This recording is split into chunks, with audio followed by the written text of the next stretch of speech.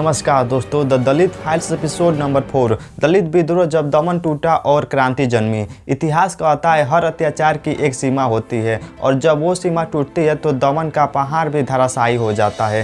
दलितों ने हजारों साल अपमान झेला लेकिन एक दिन जवाब भी दिया। आज के एपिसोड में हम जानेंगे वो विद्रोह जो किताबों में छुपा दिया गया, जो सत्ता को पसंद नहीं थे लेकिन उन्होंने भारत की नींव हिला दी। सबसे पहला दलित विद्रोह चंडाल विद्रोह। बौद्ध काल के बाद ब्राह्मणवाद के पुनरागमन में अछूतों पर अत्याचार बढ़ गए, लेकिन बंगाल में चंडाल समुदाय ने पहली बार कहा हम इंसान हैं, तुम्हारे नियम नहीं मानेंगे। इतिहास बताता है उन्होंने जबरन दिए गए टैक्स देने से इनकार किया, ब्राह्मणों के शुद्ध अशुद्ध सिस्टम को चुनौती दी, अपने लिए रास्ते, तालाब और खेती का अधिकार मांग लिया। सत्ता हिल गई क्योंकि पहली बार अछूत कहे जाने वालों ने दमन के आगे सिर झुकाने से इनकार कर दिया। बौद्ध क्रांति। जब बुद्ध ने कहा कोई जन्म से शूद्र नहीं होता तो ये सिर्फ वाक्य नहीं था, ये ऐसा हथौड़ा था जिसने ब्राह्मणवादी दीवार को तोड़ना शुरू किया। लाखों दलित बौद्ध बन गए और अस्पृश्यता को ठुकरा दिया गया। सामाजिक बराबरी का विचार आम जनता में फैल गया। ये भारत का सबसे बड़ा सामाजिक विद्रोह था।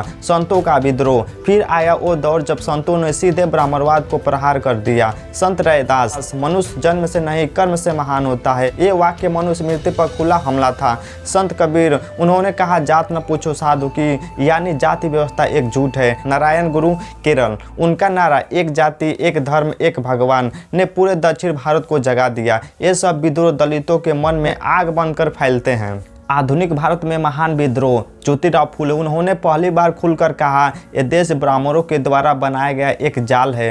लड़कियों के लिए स्कूल खोला। शूद्र अतिशूद्र मुक्ति आंदोलन। ब्राह्मणवादी शासन के खिलाफ सबसे बड़ा लेखन। सावित्रीबाई फूले, भारत की पहली शिक्षिका, उन्होंने दलितों के लिए स्कूल खोला और मनुस्मृति के नियम तोड़े।